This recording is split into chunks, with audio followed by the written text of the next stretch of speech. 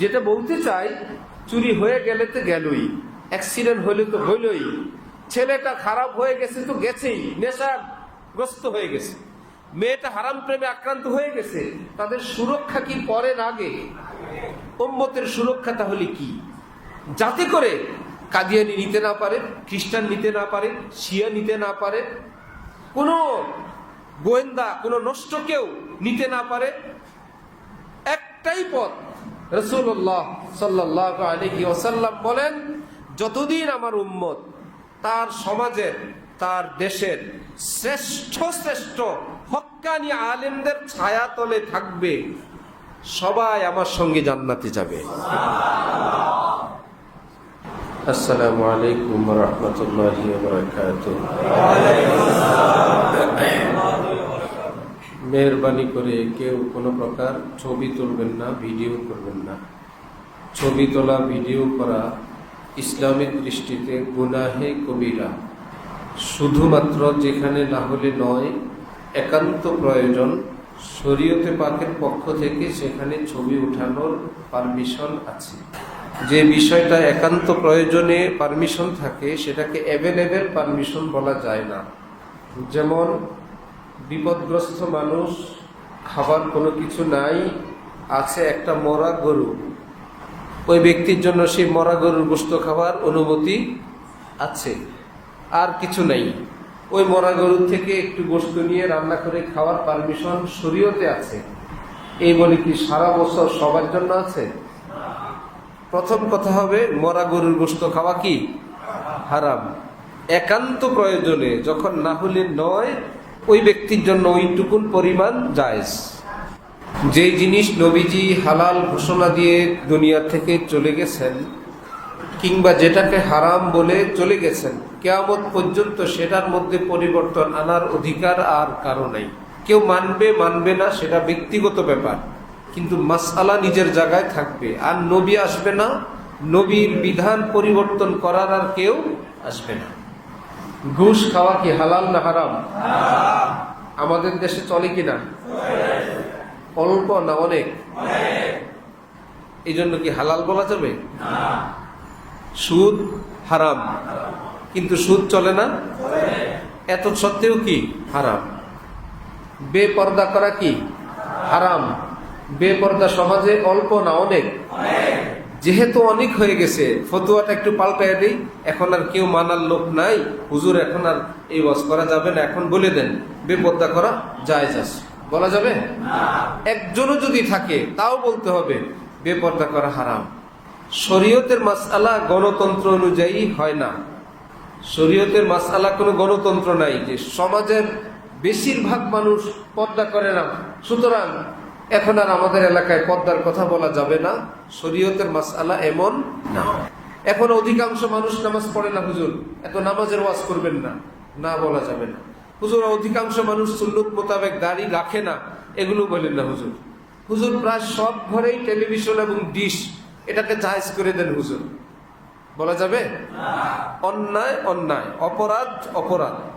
আলেমরা বলতে থাকবে, মাননেওয়ালা মানবে, সে ভুল থেকে কিছু লোক উঠে আসবে, কেউ তওবা করবে, আর বাকি যারা তওবা বা ভুল থেকে ফিরে আসবে না, কমপক্ষে এতটুকুন ভাববে আমরা একটা ভুলে আছি, আজ হোক কাল হোক আমরা তওবা করব, আমরা একটা ভুলের মধ্যে আছি। আর যদি সেটার বিষয়ে আলোচনাই না হয়, তাহলে আমি যে ভুলের মধ্যে আছি এটাও তো সে জানবে না। তাহলে হককে হক, সত্যকে সত্য, জায়েজকে জায়েজ, নাজায়েজকে নাজায়েজ বলা আলেমী দ্বীনের কর্তব্য এবং দায়িত্ব। আমরা আলেমদেরকে স্বাধীনভাবে দ্বীনের কথা বললে আমরা খুশি হব তো ইনশাআল্লাহ? আমাদের গায়ের জোর, এলাকার জোর, ক্ষমতার জোর, সেটা দিয়ে কারো মুখ চেপে ধরার চেষ্টা করব? হক বলবো, এটা আমরা খুশি থাকবো, সেটা আমার গায়েও যদি আসে। এখন আলেম বয়ান করবেন, ভাই চুরি করা হারাম, মহল্লার চোর 8-10 জন বললো, আমাদেরকে টার্গেট করে ওয়াজ করছে, তাহলে কি হুজুর বলবে চুরি করা জায়েজ? হুজুর বললো নামাজ পড়া কিন্তু ফরজে আইন, বেনামাজি কয়েকজন ছিল মসজিদে, জানি আজকের ওয়াজের টার্গেট আমি। আরে কি খোদা! এরপরে সপ্তাহ বাদলো, ভাই চুরির ওয়াজও করবো না, নামাজের ওয়াজও করবো না, সুদের ওয়াজ করি। সুদখোর কয়েকজন গাল বাহার, এবার আমারে ধরছে। পরের সপ্তাহে ঘুষ, এবার আমাকে ধরছে। পরের সপ্তাহে দাড়ি, এখন বলে আমাদেরকে ধরছে। পরের সপ্তাহে পর্দা, এখন বলে আমাদেরকে ধরছে। ভাই, ওয়াজের টার্গেটই তো তোমরা, কোনটা কার গায়ে পড়বে তোমাকে বেইজ্জত করা তো না, তোমার ভুলটা বুঝানো, সেখান থেকে তোমাকে জান্নাতের পথে আনা। সব হসপিটালে রোগী চিকিৎসা করাই কাজ। চেম্বারে গিয়ে যদি বলে, ডাক্তার সাহেব কেন আসছেন, রোগী বলল, স্যার দেখা করতে এসেছি। আপনার কি সমস্যা? কোন সমস্যা নেই, সুস্থ আলহামদুলিল্লাহ। কেন আসছেন? আসলাম, সবাই আসে, আমিও আসছি। এমন কোন চেম্বার নাই, যায় সবাই সমস্যা নিয়ে। তাহলে আলেম ওলামারা বয়ান করবেন আমাদের সমস্যা, আমাদের ত্রুটি, আমাদের কমতি, যেগুলো বাকি আছে। আমরা আজ হোক কাল হোক সেটা আমল করার জন্য মনে প্রাণে ফিকির করব, চেষ্টা করব। আল্লাহ তৌফিক দান করেন। নাহমাদুহু ওয়া নুসাল্লি আলা রাসূলিহিল কারীম, আম্মা বা'দ। ফাআউযু বিল্লাহি মিনাশ শাইতানির রাজীম। বিসমিল্লাহির রহমানির রহিম। কুল ইন কুনতুম তুহিব্বুনাল্লাহা ফাত্তাবিউনি ইউহিব্বুকুমুল্লাহ ওয়া ইয়াগফির লাকুম যুনুবাকুম ওয়াল্লাহু গফুরুর রহিম। সাদাকাল্লাহু মাওলানাল আযীম। وقال رسول الله صلى الله عليه وسلم صيام يوم عاشوراء أحتسب على الله أن يكفر السنة التي قبله. وقال النبي عليه الصلاة والسلام ما أصر من استغفر وإن عاد في اليوم 70 مرة. وقال النبي صلى الله عليه وسلم من كان آخر كلامه لا إله إلا الله دخل الجنة أو كما قال النبي عليه الصلاة والسلام. মুআজ্জাজ হাজিরিন, আমি কোরআনে পাকের অংশ বিশেষ তেলাওয়াত করলাম, কয়েকখানা হাদিস শরীফ পাঠ করলাম।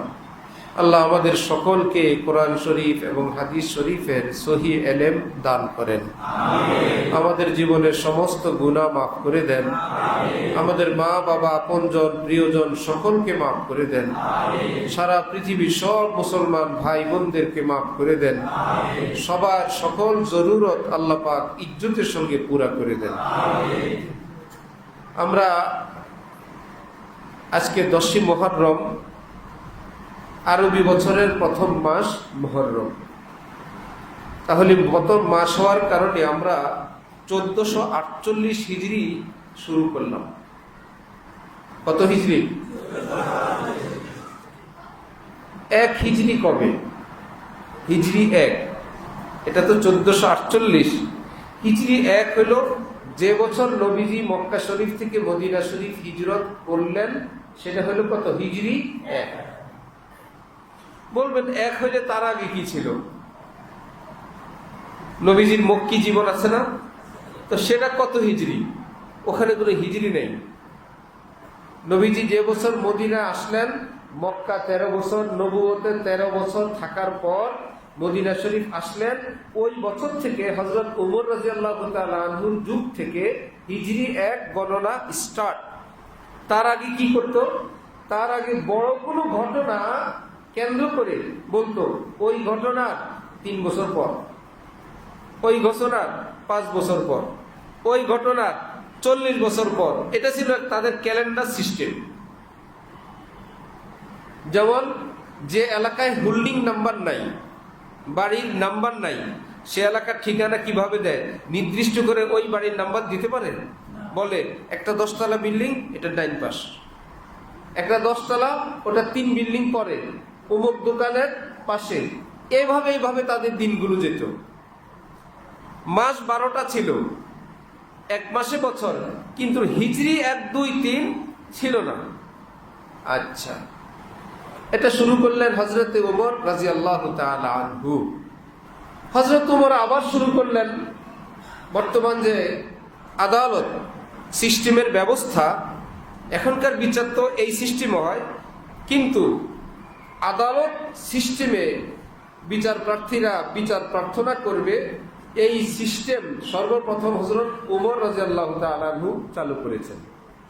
আজকের রোডস এন্ড হাইওয়ে, রাস্তাঘাট সর্বপ্রথম হযরত ওমর রাদিয়াল্লাহু তাআলা আনহু শুরু করেছেন। মুসলমানদের আদমশুমারি, কতজন মুসলমান, নাম নিবন্ধন, হযরত ওমর রাদিয়াল্লাহু তাআলা আনহু শুরু করেছেন।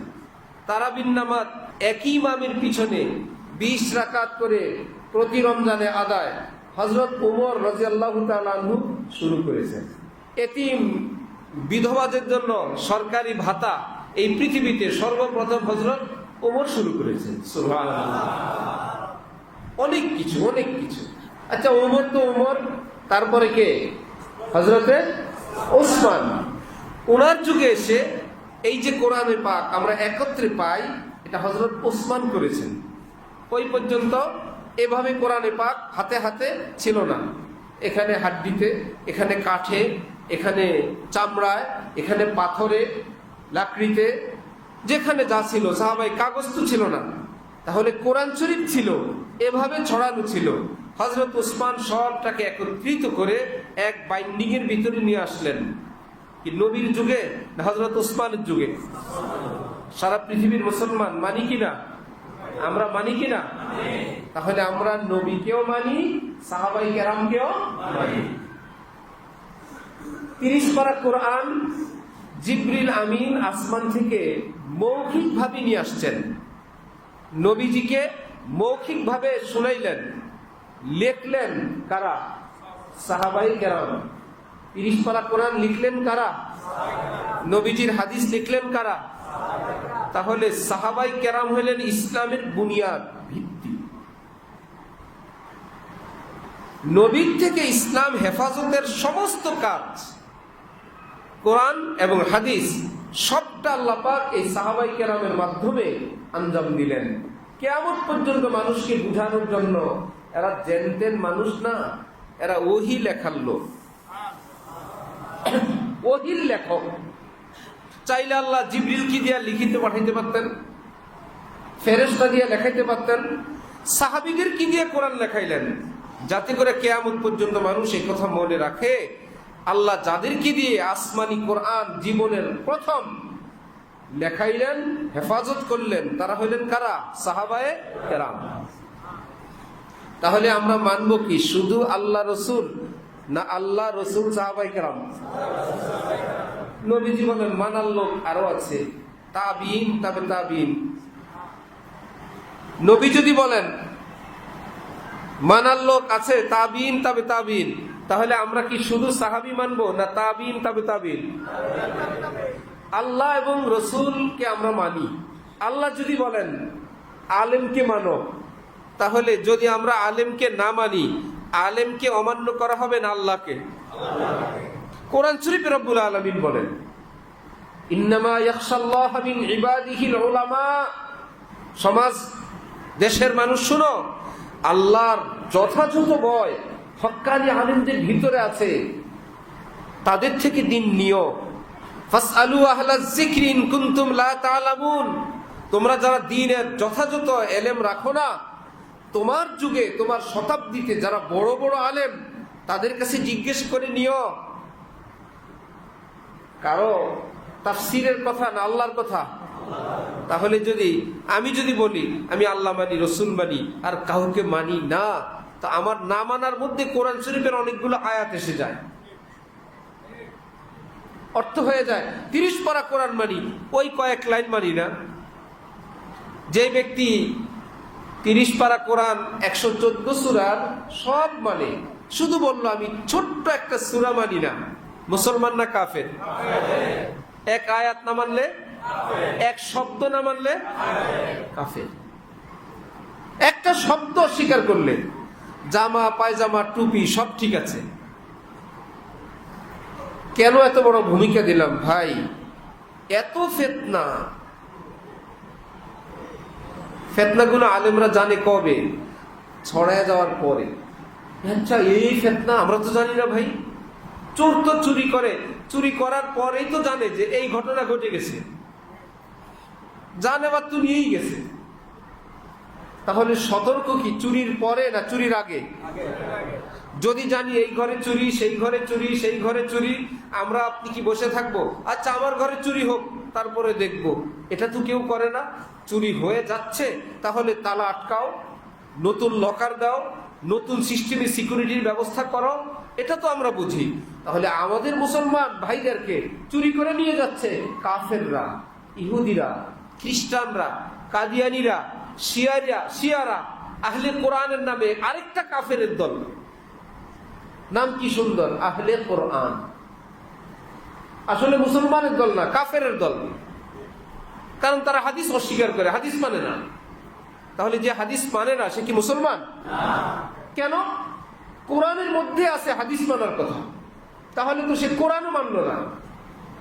কোরআনে আছে হাদিস মানো, তাহলে যদি হাদিস না মানে অস্বীকারটা কি শুধু হাদিস অস্বীকার হবে না কোরআন অস্বীকার হবে? কারণ কোরআনে আছে হাদিস মানার কথা, তারা বলে আমরা মানি না। পৃথিবীতে এমন মানুষ আছে যারা হযরত আবু বকর, হযরত উমর, হযরত উসমানের নাম শুনতে পারে না। একদম দাড়ি টুপি পাগড়ি।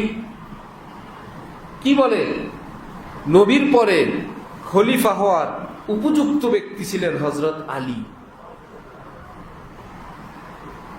তাহলে আলীর আগে যে তিনজন, হযরত আলীর আগে যে তিনজন, ওনাদের উপর তারা এত ক্ষুব্ধ, এত অসন্তুষ্ট, নামই শুনতে পারে না। এরাও মুসলমান নামে আছে। এদের কাছে কত যুক্তি, উনি নবীর মেয়ের জামাই, হাসান হুসেনের কুরাইশি। আলিম ওলামারা বলেন, আচ্ছা চারজন খলিফাকে আমরা দেখি তো কেমন, দুনিয়ার বিবেচনায় কে এক হইতে পারে। খোঁজ নিয়ে দেখলাম দুইজন শ্বশুর, দুইজন জামাই। হযরত আবু বকর, হযরত ওমর হইলেন নবীজির কি শ্বশুর। আবু বকরের মেয়ে আয়েশা, ওমরের মেয়ে হাফসা রাদিয়াল্লাহু আনহুমা, দুজন নবীজির কি স্ত্রী। তাহলে দুজন আবু বকর, ওমর নবীজির কি শ্বশুর। আর হযরত ওসমান এবং হযরত আলী দুইজন নবীজির জামাই।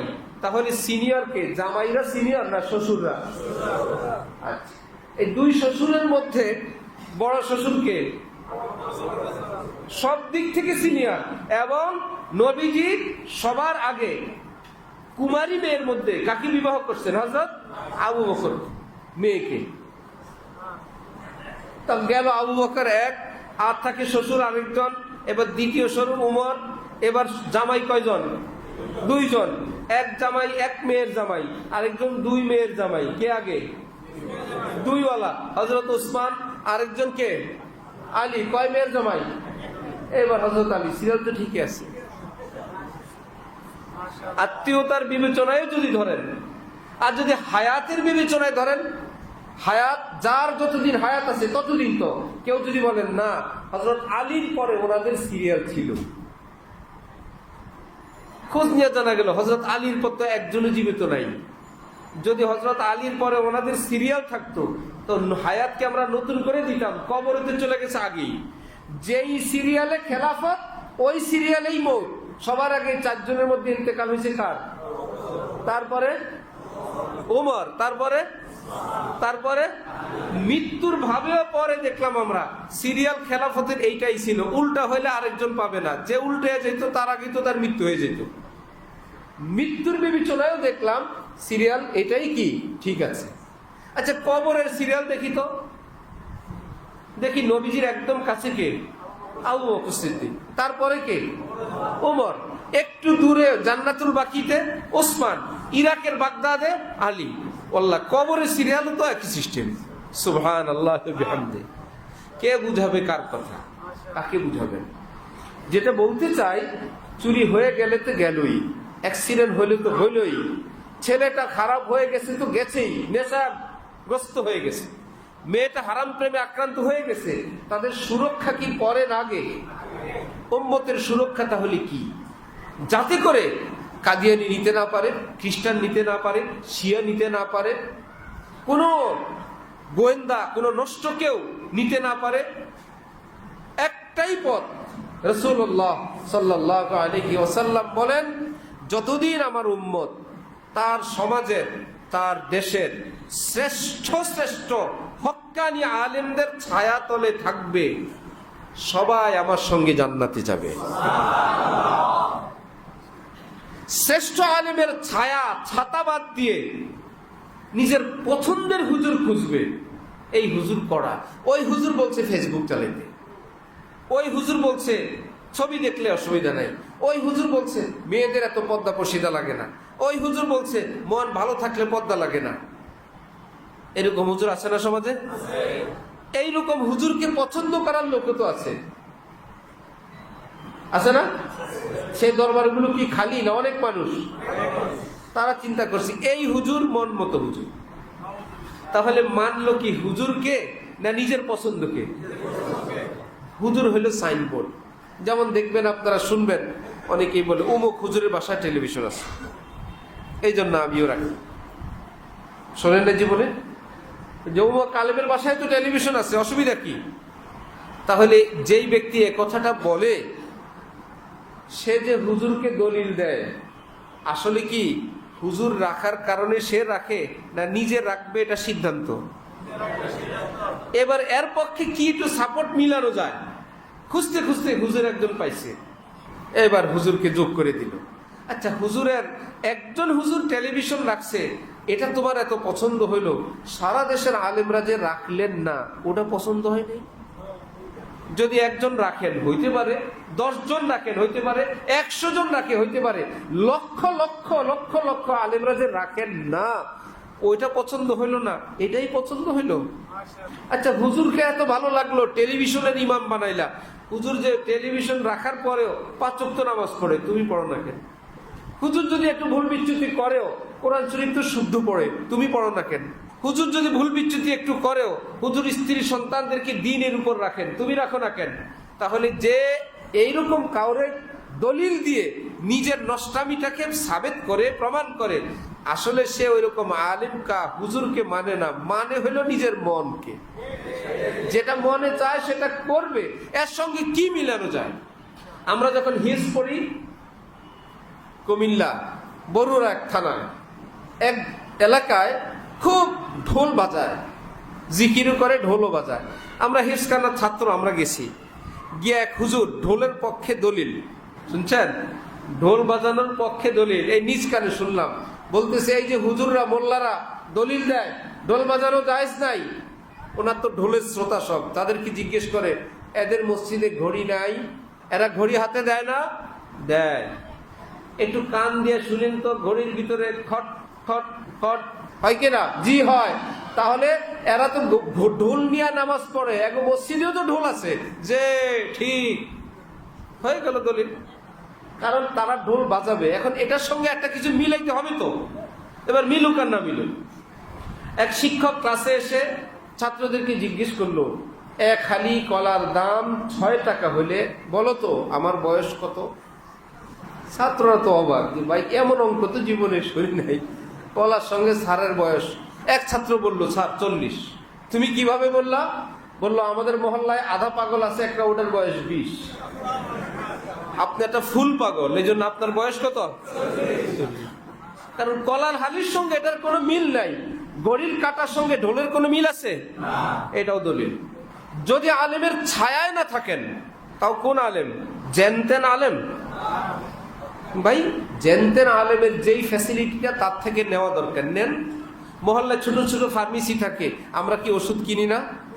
অপারেশন করাই।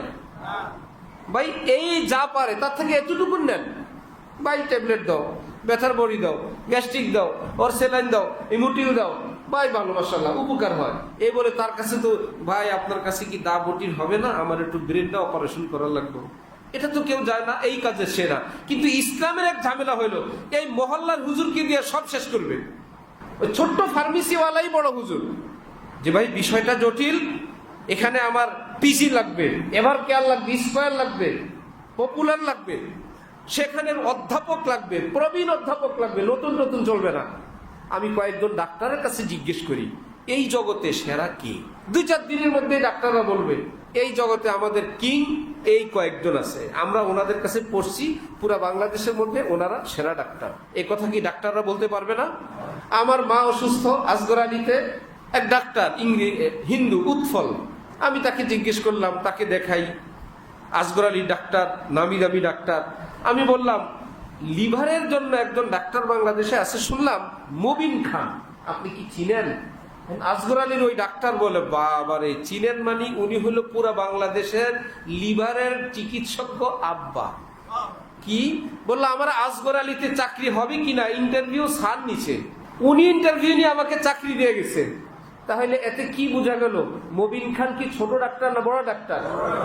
আমাদের কথায় না, ডাক্তারের কথায়। যে যেই জগতের, সে সেই জগতের খবর রাখে, অন্যরা বুঝবে না। কয়েকটা বিল্ডিং আমি দেখছি এমন, আপনারাও দেখবেন, লিফটের থেকে নামার পর নিয়ম হলো আমরা বিল্ডিং এর বাসায় ঢুকবো, কিন্তু লিফটের থেকে নামার পর হয়তো আধা তলা উপরে যাওয়া লাগে অথবা নিচে যাওয়া লাগে। আধা তলা হাইটা উপরে যাইতে হয় অথবা নিচে নামতে হয়, এমন লিফটের সঙ্গে দেখা হয় নাই? এত মানুষের হয়েছে। এটা ইঞ্জিনিয়ার সাহেবের ভুল। কার ভুল? এমন এক সময় ভুল করছে বিল্ডিং এর কপালে, আর এই এখন সব 2.5, 2.5, 3.5, 4.5, 5.5, যেদিক যাবেন যান, হয়তো উপরে হাঁটবেন অথবা নিচে হাঁটবেন, হুইল চেয়ার কি করবেন? ভাই লিফটের মজা নিলাম, রুগী টুগি যাতে উঠবে নামবে, ইঞ্জিনিয়ার আপনাকে বুঝাই দিল, সরি একটু ভুল হয়ে গেছে, আপনার একটু কষ্ট করে একটু কি করবো আর বিপদ। কিন্তু লিফট কি করবেন, কি বলে হুইল চেয়ার কি করবেন, চাউলের বস্তা কি করবেন, গ্যাসের বোতল কি করবেন, এই সারা জীবন কষ্ট একজন ইঞ্জিনিয়ারের ভুলের কারণে।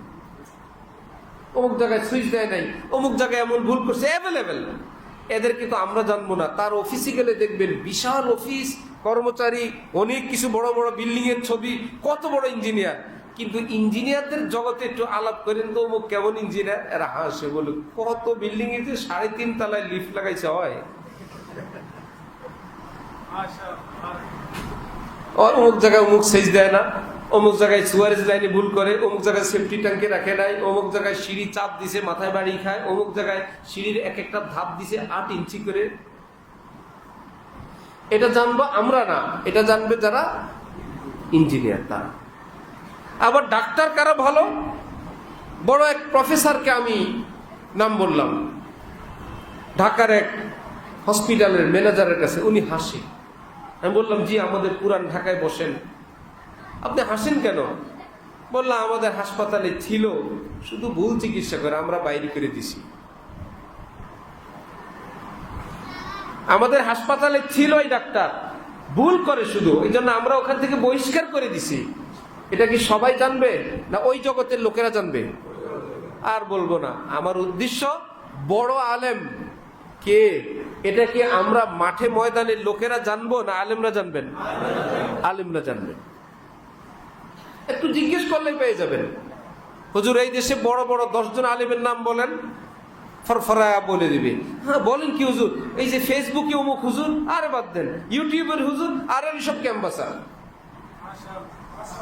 এটি ক্যাম্পাসার, ক্যাম্পাসারে কত লোক হয়, শত শত লোক হয়, কারণ খেলা দেখায় মজা। ক্যানভাসারের লোক বেশি হওয়ার কারণ কি? মজার মজার খেলা দেখায়। মানুষ ওষুধ নেওয়ার জন্য দাঁড়ায় না, খেলা দেখতে দাঁড়ায়। এখন সাপ দেখাবে, এখন এই বেশকি দিবে, এখন গল্প করবে, এই শ্রমিকরা দাঁড়ায়, সাধারণ লোকেরা দাঁড়ায়। একজন কলেজের শিক্ষক পাবেন না, একজন মুফতি সাহেব পাবেন না, একজন অধ্যাপক পাবেন না, একজন জ্ঞানী মানুষ ক্যানভাসারের সামনে পাবেন না। এরা মজা দেখার জন্য দাঁড়ায়। এই বলি কি সে বড় ডাক্তার? একজন বিজ্ঞ ডাক্তারের চেম্বারে গিয়ে দেখলেন মাত্র 7-8 জন, কিন্তু সেই 7-8 জনের মধ্যে উনি কলেজের অধ্যাপক, আরেকজন নিজেই ডাক্তার, আরেকজন আমাদের এলাকার শিক্ষিত। ওরে বাবা, ভালো জ্ঞানী মানুষটা যেখানে আসছে, তাহলে তো ভালো জায়গায় আমি আসছি, এটা বোঝা যাবে না? ঠিক হক্কানি আল্লাহওয়ালা কে? নবীর ঘোষিত, যাদের ছায়া তলে থাকলে আমি নবীর সঙ্গে জান্নাতে যাব, ওই আলেম কারা? আল্লাহর কসম, নবী বলেন কিয়ামত পর্যন্ত এরা থাকবে, সকল যুগে থাকবে। এরকম আলেমরা কি এখন নাই? আছেন। নবীজি বলেন আছেন, লা তাযালু তায়ফাতুম মিন উম্মতি মানসুরিনা আলাল হক। কিয়ামত পর্যন্ত আমার উম্মতের এইরকম একটা জামাত এই পৃথিবীতে থাকবে, যারা ওই কথা বলবে আমি থাকলে যেটা বলতাম। তারা মানুষকে হেদায়েতের দিকে ডাকবে, আমি থাকলে যেভাবে ডাকতাম। তারা আমার খাঁটি নায়েব, তারা আমার পিছনে আছে। যারা তাদের পিছনে থাকবে যেহেতু তারা আমার পিছনে, তোমরা যারা তাদের পিছনে থাকবা, আমি যেই জান্নাতে তারাও সেই জান্নাতে। তাহলে সে আলেম বের করব কাকি দিয়ে? ইউটিউব থেকে, ফেসবুক থেকে, ক্যানভাসার থেকে, বেআই সাহেব থেকে, বন্ধু থেকে, আলেম থেকে। ঠিক আছে ইনশাল্লাহ? আচ্ছা, আর একটু বলি, প্রাইমারি শিক্ষক যারা, তারা কি অশিক্ষিত না শিক্ষিত? হাই স্কুল, কলেজ, ভার্সিটি, এই বলি কি সব সমান? সবাই শিক্ষিত। ঠিক ডিভিশন আছে, ক্লাস আছে, স্তর আছে। ঝামেলা হইল আলেমদের ব্যাপারটা মুসলমানের কাছে ক্লিয়ার না। আলেম মানে মনে করেন সবই আলেম, আলেম হয়ে গেছে উনি এক। আলেমের মধ্যে এটাও জানা থাকা চায় উনি কোন স্তরের আলেম।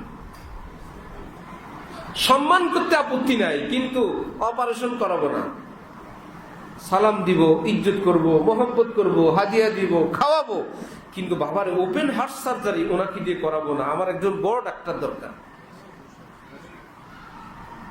তাহলে সারা দেশে ছড়িয়ে ছিটিয়ে থাকা আলেমরা আমাদের মাথার তাজ। আমাদেরকে তারা দ্বীন ইসলামের কথা বলেন, কিন্তু জটিল এবং কঠিন বিষয়গুলো সিদ্ধান্ত দেওয়ার মতন আলেম কি পাড়ায় পাড়ায়, মহল্লায় মহল্লায়, না অল্প অল্প? ইন্না লিল্লাহি ওয়া ইন্না ইলাইহি রাজিউন।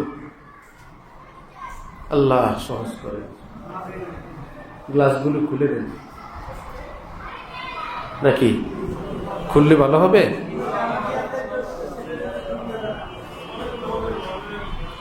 গরম হয়ে গেছে।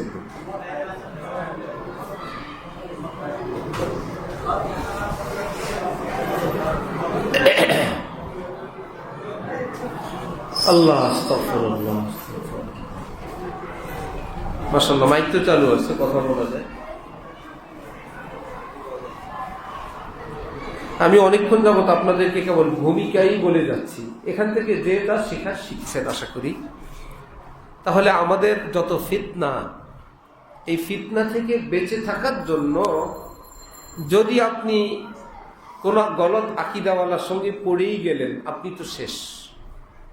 আপনার ছেলে পড়ে গেল, সে শেষ। জামাই গেল, সে শেষ।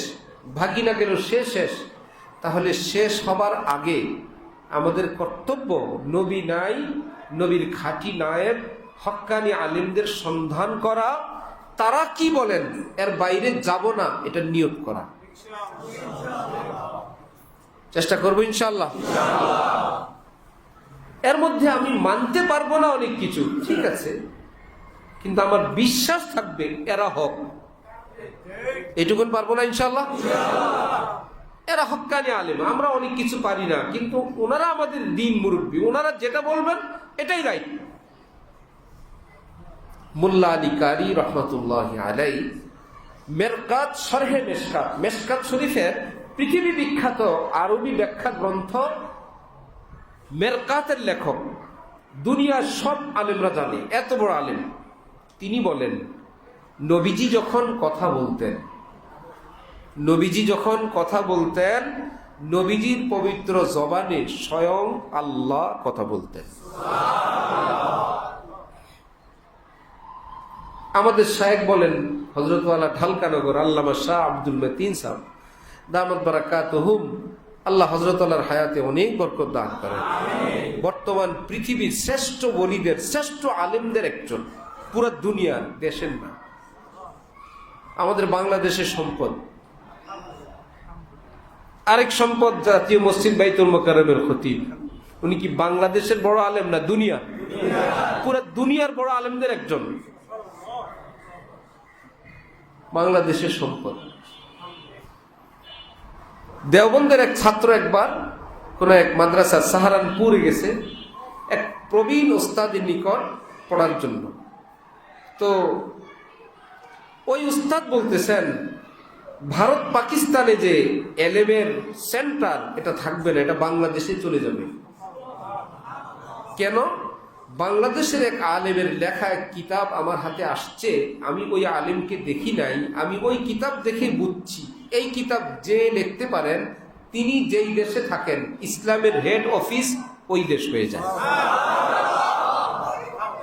সেই ব্যক্তিকে বললেন মাওলানা আব্দুল মালিক।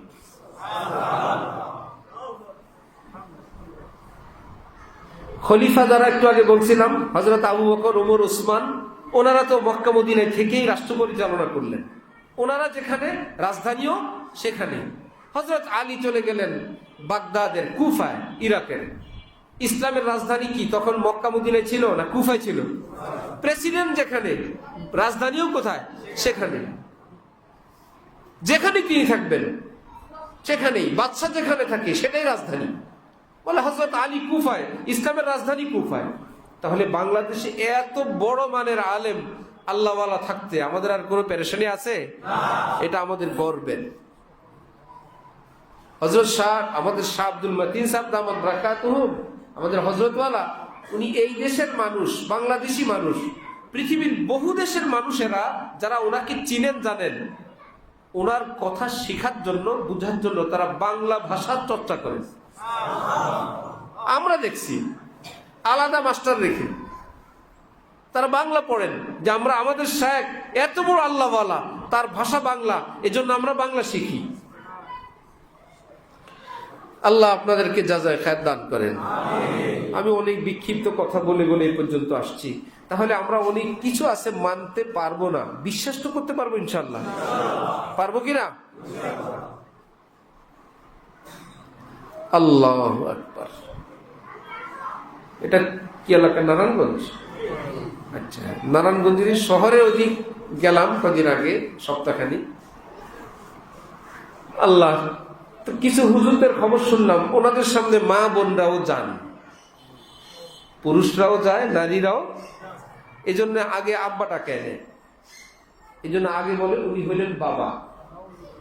তো যারা বাবা ডাকে তারা সব সন্তান, আবার ছেলেও হইতে পারে, মেয়ে সন্তানও হইতে পারে। তো বাবার সঙ্গে তো সন্তানের পর্দা নাই। সিস্টেম দেখছেন? আগে আব্বা ডাকায় নিছে, এক।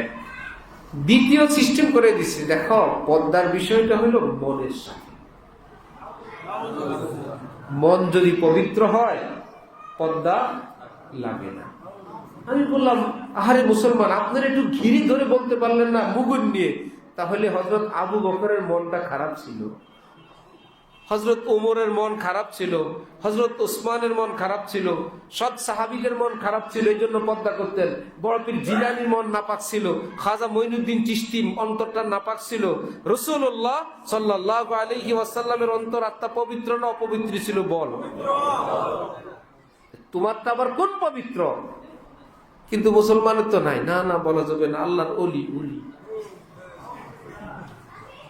যদি ফরজ তরক করতে কাউকে দেখেন, ফরজ বাদ দেয়, যদি দেখেন আকাশে উড়ে, শয়তান।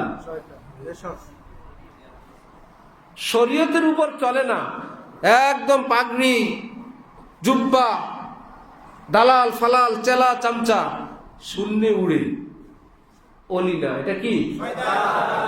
কারে শয়তানি কুনাদনা মশওয়ালি গরওয়ালি নস্তে লানত বরওয়ালি। আপনি বলবেন, না না হুজুর, এটা আল্লাহ ছাড়া কেউ বলতে পারে না। আপনার সামনে যদি কেউ উজু করে, তার কোনোই সুখ না, তার কি উজু হয়েছে? নাকি আপনি বলবেন আল্লাহ ছাড়া বলা যাবে না? চুপ করে থাকবেন না? বলা যাবে? এই ব্যক্তি নামাজও পড়ে ফেলছে, এখন তার নামাজ হবে না? বলা যাবে না, কিয়ামতের দিন জানা যাবে। আমাকে কাদিয়ানি মতবাদের লোক আমাকে ধরছে, আমাকে ধরলে, হুজুর মালিক ইয়াউমিদ্দিন অর্থ কি? বিচার দিবসের মালিক, তার মানে কিয়ামতের দিন আল্লাহ কি করবেন? বিচার করবেন। কাদিয়ানীদের থিওরি। তাহলে আমরা কে কাফের, কে মুসলমান? এটা যে এই যে আলেম ওলামারা বলে কাদিয়ানী কাফের, তাহলে তারা তো মালিক ইয়াউমিদ্দিন মানে না। চিন্তা করছেন? কে কাফের কে মুসলমান, এটা তো কিয়ামতের দিন আল্লাহ বিচার করবে, এই আলেমরা বিচার করার কে? ঘটনা কবে, যেই ব্যক্তি একথা বলতেছিল সে হইল একজন বিচারপতি। আমি বললাম, আপনার সঙ্গে তো এই কথাটা মানায় না, বিচার কিয়ামত দিবস যদি বিচারের দিবস হয়, আপনাদের এজলাস কেন হয়? আপনারা বিচার কেন করেন? সব তো কিয়ামতের দিন হবে। আপনারা কেন বলেন এ অপরাধী, একে জেল দাও, একে ফাঁসি দাও, একে মৃত্যুদণ্ড দাও? তাহলে তো মালিক ইয়াউমিদ্দিন আপনিও মানেন না, ঠিক না? কোন শব্দ দিয়ে কোন প্যাচ দিছে ভাই? মালিক ইয়াউমিদ্দিন আমার আপনার আমলের যাবতীয় হিসাব আল্লাহ কবুল করবেন কি করবেন না, জান্নাত দিবেন কি দিবেন না, সেই বিচার আল্লাহ কিয়ামতে করবেন। কিন্তু কেউ যদি উযুবিহীন নামাজ পড়ে, তার নামাজ হয় না, এই কথা আল্লাহ বলেন না, এটা আমি কিয়ামতে বলবো। বলছেন তোমরা যারা দুনিয়া আসো বলে দাও। এই কথা কি কিয়ামতে হবে না দুনিয়া হবে? তাহলে আলেম ওলামারা যদি বলেন যে এই লোক ফরজ তরককারী, যেমন আমরা যেটা চোখে দেখি পায়ের গোড়ালি শুকনা, অজু হয় নাই, যতই নামাজ পড়ো হবে না, কারণ এই এলেম আমাদের সাধারণ মুসলমানদের আছে। হক্কানি আলেম ওলামাদের কাছে এলেম আরো বেশি থাকার কারণে আলেমরা যখন দেখেন, বা আজকে থেকে আপনারাও যখন দেখবেন যে কোনো মানুষ গুনাহে কবিরার মধ্যে ডুবা, সে দুনিয়ার যত পীরের ভাব ধরুক, ওটা কি পীর সাহেব না শয়তান? সে বলল দেখেন এগুলো শরীয়তের মাসআলা, আমরা তো শরীয়তের লোক না, আমরা তরিকতের লোক। আছে না? আছে। আমি আপনাদের এখানে প্রবেশের সময় চিন্তা করছি, এই ধরনের অলিগলি খোঁজে এরা। অপরাধ জগৎটা গলিতে বেশি হয়, পুলিশ ঢুকতে পারে না, ফায়ার সার্ভিস ঢুকতে পারে না, হক্কানি আলেম ওলামাদের আনাগোনা কম। শরীয়ত একটা, তরিকত আরেকটা। আপনারা জিজ্ঞেস করবেন শরীয়তের নবী তো হযরত রাসূলুল্লাহ সাল্লাল্লাহু আলাইহি ওয়াসাল্লাম, আপনার তরিকতের নবী কি? ঠিক না? আপনার মারিফত হাকিকতের নবী কি আলাদা আলাদা না একজন? তিনি কি নামাজি ছিলেন না বেনামাজি? পর্দা করতেন না করতেন না? আমরা তো জানি সব। তাহলে তার অনুসারী যারা সাহাবায়ে কেরাম, তারাও সব করতেন। আপনাদের এই তরিকার মূল কে? ভারতের হযরত কাসেম নানুতুবি শিয়াদের সঙ্গে বহস, দুই স্টেজ, শিয়ারা ওই স্টেজে, উনি এই স্টেজে। উনি স্টেজে উঠছেন জুতাটা বগলে নিয়ে। শিয়ারা বলল দেওবন্দি হুজুর, এই আপনি উনি বগলের জুতা কেন নিলেন? উনি বললেন শিয়ারা বহুত জুতা চোর, এই জন্য আমি জুতা। কবে জুতার চুরি করছে? নবীর জামানায় তো জুতাই চুরি করত। নবীর জামানায় শিয়া ছিল? আপনি বলেন জুতা চুরি করতো। নবীর জামানায় কোনো শিয়াই ছিল না। খামাখা মিথ্যা কথা বলেন। না না, এগুলো হযরত আবু বকরের যুগে। আপনি আরেকটা কথা বললেন, আবু বকরের যুগে কোনো শিয়াটিয়া অস্তিত্বই ছিল না। আমার চুরির প্রশ্ন আসে না। না বাবা, আমি বুড়া মানুষ, আমার ভুল হয়েছে। ওমরের যুগে, ওমরের যুগে। আপনি আরেকটা মিথ্যা কথা বললেন।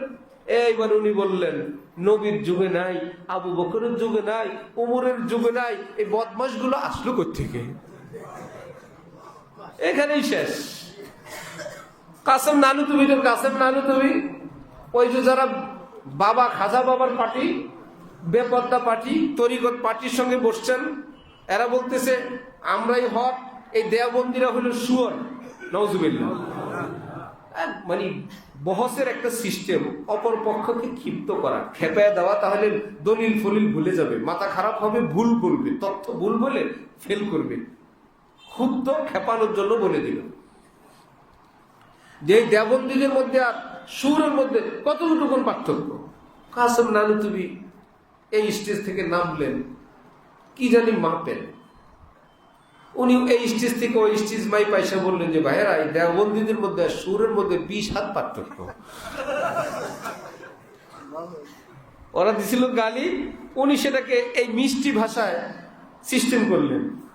ওই বেচারা বললো না, এদের সঙ্গে কোনো দলিল নিয়ে বহস হবে না, বহস হবে গালি গালাজ নিয়ে, কে কত গালি দিতে পারে।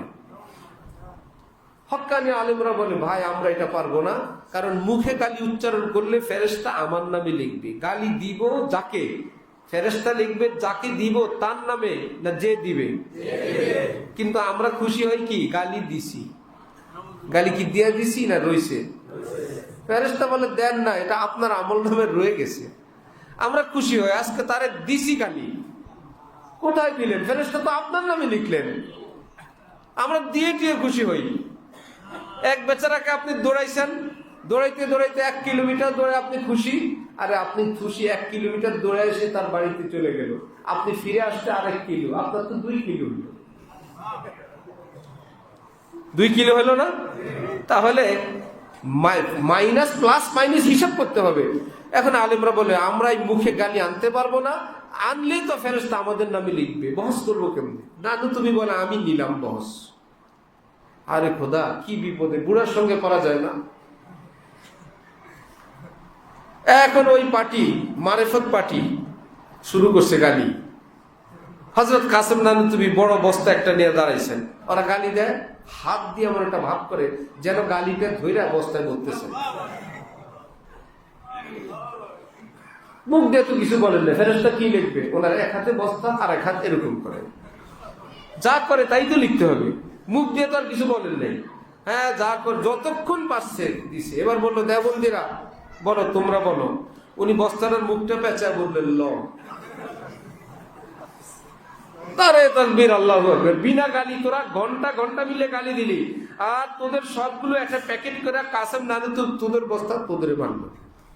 এখন বললো যে গালি না দিয়ে গুনাহগার না হয়ে নানু তুমি পাস। সুবহানাল্লাহ ওয়া বিহামদিহি। এক হিন্দু যোগী হযরত নানু তুমি চিকিৎসা করতে আসছে, ওর থেকে ওনার কোনো খবর নেই। কোন ডাক্তার চিকিৎসা করতে পারে না। ওই হিন্দু ব্রাহ্মণ বেচারা সে সাধনা করে একটা শক্তি অর্জন করে নানু তুমির চিকিৎসা করে দিছে, উনি সুস্থ হয়ে গেছেন। উনি জিজ্ঞেস করলেন ভাই তুমি এই আধ্যাত্মিক শক্তি এটা পাইলা কোথায়? ওই ব্রাহ্মণ বলতেছে যে আমি দীর্ঘদিন থেকে আমার মনের চাহিদার বিরুদ্ধে চলি, মন যেটা চায় তার উল্টা চলি, তখন মনে একটা প্রেসার পড়তে পড়তে আমি এই আধ্যাত্মিক শক্তিটা অর্জন করেছি। আচ্ছা, এখন তিনি বললেন আচ্ছা তুমি যদি মনে যা চায় সেটাই যদি করলা, উল্টাটা যদি না করলা কি হবে? আমার বিশ্বাস আমার এটা থাকবে না, এই জন্য আমি সবসময় মনের বিরুদ্ধে চলি। হযরত নানু তুমি বললেন আচ্ছা ভাইয়া তোমার কি ইসলাম গ্রহণ করতে মনে চায়? বললে চায় না। এখন কি করা লাগবে? করতে হবে না? মনেও চায় না, তুমিও ইসলাম গ্রহণ করলা না, তাহলে মনের তো মিল হয়ে গেল, তোমার নিয়ম তো উল্টা চলা। এখন কি করবা দেখো। এখন বলে আমার এতদিনের সম্পদ আমি যদি আজকে মন মতো চলি তাহলে তো থাকবে না, তাহলে তো আমার ইসলাম গ্রহণ করা লাগে। হুজুর আমারে কালেমা পড়ান, লা ইলাহা ইল্লাল্লাহ মুহাম্মাদুর। নানু তুমি বললেন যাও বাবা তুমি আমার দেহের চিকিৎসা করলা, আমি তোমার ইমানের চিকিৎসা করে দিলাম। যাও তুমিও একটা চিকিৎসা করলা, আমিও তোমার একটা চিকিৎসা করলাম। এই ছিলেন ওলামায়ে দেওবন্দের একজন। এই কাসেম নানু তুবিকে কেন্দ্র করেই যারা দেওবন্দের থেকে পাশ করে আসে তাদের নামের সঙ্গে লাগে কি? কাসেমি। এই কাসিমি হুজুর যারা দেওবন্দে পড়ে যারা, তাদের নামের সঙ্গে কাসিমি মানে আমরা কাসেম নানু তুবি দেওবন্দে পড়ে আসছি, ওখান থেকে কাসিমি। এত বড় দেওবন্দের মুহতামিম উনি। স্টেশনে গিয়ে একটা লুঙ্গি গায়ে আর একটা পরনে, ছদ্মবেশ, ঘুরেন ফিরেন। ছাত্ররা টাং বেডিং নিয়ে আসছেন, একজন শ্রমিক তালাশ করেন, দেখতে তো শ্রমিকের মতোই লাগে। বড়ে মিয়া ये उठाकर देवबंद में ले जाना है? बिल्कुल ठीक है, मैं यही खिदमत करता हूँ बेटा। মুরব্বী আমাদের এই টাং বেডিং গুলো মাদ্রাসায় নেওয়া লাগবে, পারবেন? হ্যাঁ আমি তালেবে আলিমের খাদেম, আমি এটাই করি। টাং বেডিং নিয়ে দেওবন্দের গেটি কে বললো বাবা বাকিটা তুমি নিয়ে যাও, টাকা না টাকা লাগবে না, আমি এমনিতেই খেদমত করি। ভর্তির ফরম, ভর্তির পরীক্ষা সব শেষ করে দারুল উলুম দেওবন্দ স্বপ্ন যুগে নবীজি যেভাবে ইশারা দিচ্ছেন এখানে মাদ্রাসা বানাও, সকালে গিয়ে দেখা গেল নবীজির পবিত্র ইশারা বাস্তবে ইশারা হয়ে আছে, ওই এরিয়ার ভিতরে প্রতিষ্ঠিত, সারা পৃথিবী ছড়ায় গেছে যে মাদ্রাসা, সেই মাদ্রাসা। যিনি বাংলাদেশে সাবেক নাজিমে তালিমাত মাওলানা মুজিবুল্লাহ সাহেব দামাত বারাকাতুহুম আসলেন, তিনি বললেন যে আমাকে একজন জিজ্ঞেস করছে আপনার দেওবন্দ মাদ্রাসাটা কত বড়। मैंने कहा मुझे पता नहीं भाई, আমি তো জানি না আমার মাদ্রাসা কত বড়। ওই ব্যক্তি বলল আশ্চর্য, আপনার মাদ্রাসাটা কত বড় এরিয়া আপনি বলতে পারেন না? তিনি বলেন, জবাব আমি বললাম বেটা, দেওবন্দ মাদ্রাসার গোড়া তো ভারতের দারুল উলুম দেওবন্দে, এর ডালপালা বাংলাদেশ, ভারত, পাকিস্তান, ইউরোপ, আমেরিকা সহ আমাদের মাদ্রাসা এখন কত বড় হয়েছে আমি তো আর জানি না। হাটহাজারে একটা ডাল, পটিয়া একটা ডাল, রাহমানিয়া যাত্রাবাড়ি তার একটা শাখা প্রশাখা, সারা পৃথিবীতে দেওবন্দ আমি কেমনে বলবো? সেই মাদ্রাসার কাসেম নানুতুবি ছাত্রের খেদমত করে ছাত্র ফরম শেষ করে দেখতেছেন এখন তো সে মুহতামিম খুঁজতে যাবে, আবার আমি না থাকলে কষ্ট হবে, জায়গা মতো গিয়ে বসে আছে, দস্তখত করবে। ছাত্র গিয়ে পায়ে পড়ছে, হুজুর আমি চিনতে পারিনি, আমাকে মাফ করে দেন। কেন বাবা, চেনার কি আছে? আমি আমার উপাধি হইল আমি তালেবে আলেমদের খাদেম, আপনারা নবীজির মেহমান, মেহমানানে রসুল, আমি তো আপনাদের একটু খেদমত করতে পারা এটা আমার নাজাতির উসিলা মনে করি, এটা আমার ভাগ্য মনে করি। আল্লাহু আকবার। তাহলে আলেম চিনব কি? নিজেরা বেয়াই সাহেবকে দিয়ে না আলেম দিয়ে? জানতেন আলেম না ভালো আলেম দিয়ে? যে না, একজন ভালো আলেম, এলেম আমলে মিল আছে, তার কাছে জিজ্ঞেস করি এই দেশের হক্কানি আলেম ওলামা কারা। এবার হক্কানি আলেম ওলামাদের একটা আকীদা শুনেন। হক্কানি আলেম ওলামাদের আকীদা সেই সাহাবাই কেরাম থেকে আজ পর্যন্ত, সেটা হলো কোরআনে পাক হাদিসে পাকের যে বয়ান আপনারা শুনেন আলেমদের কাছে, ভুল করলে আল্লাহ পাক জাহান্নামে দিবেন, জাহান্নামে ফেলবেন, আমরা শুনছি না? এই জাহান্নাম দুই প্রকার, একটা কাফেরের জাহান্নাম, একটা মুসলমানের জাহান্নাম। মুসলমান যত জাহান্নামে যাবে সবাই অস্থায়ী ভাবে যাবে। মুসলমান জাহান্নামে যাবে কি স্থায়ী না অস্থায়ী? অস্থায়ী মানে শেষমেশ কি? জান্নাত। মুসলমান অস্থায়ী ভাবে জাহান্নামে যদি যায় যাবে, কিন্তু শেষমেশ কোথায় যাবে? কত পার্সেন্ট? 100%। 100% মুমিন ইমানদার সকলে কোথায় যাবে ইনশাআল্লাহ?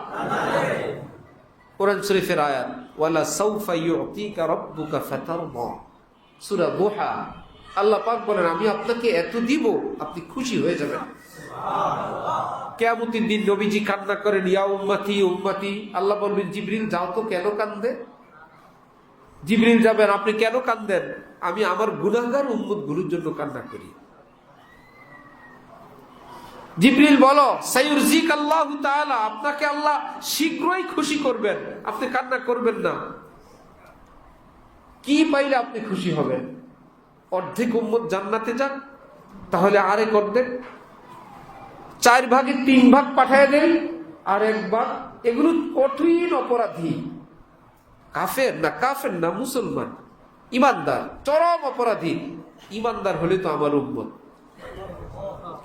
কাফের না হয়ে যদি মুমিন হয় তাহলে তো আমার উম্মত লাগে, আমার তাদের কি হবে?